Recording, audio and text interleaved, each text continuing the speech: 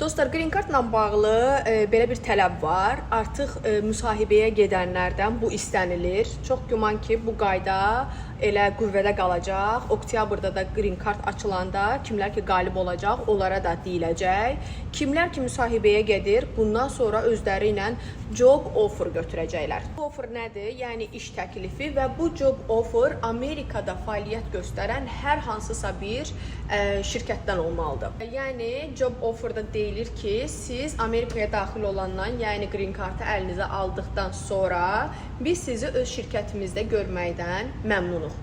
Bu fərqi yoxdur. Starbucks-da ola bilər, bu başqa bir şirkət də ola bilər, bu hər hansısa bir restoran da ola bilər, fast food yeri də ola bilər.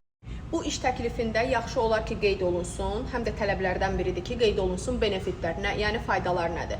Orada ola bilər, yəni yazılmalıdır, maaş nə qədər olmalıdır, benefit, yəni insurans verirmi sənə, həyat sığortası verirmi və yaxud da başqa faydaları olacaqmı sənin üçün, sənə nə qədər məzuniyyət verir. Orada həm də şirkətin rəhbərinin adı olsun və çox yaxşı olardı ki, getdiyiniz yerlə, ştatla bu iş olan ştat eyni olsun. Yəni fərqli, məsələn, deyim ki, mən göstərirəm ki, gedəcəm, tutaq ki, Virginia ştatına, amma mənə təklif olunan iş yeri Texasdadır.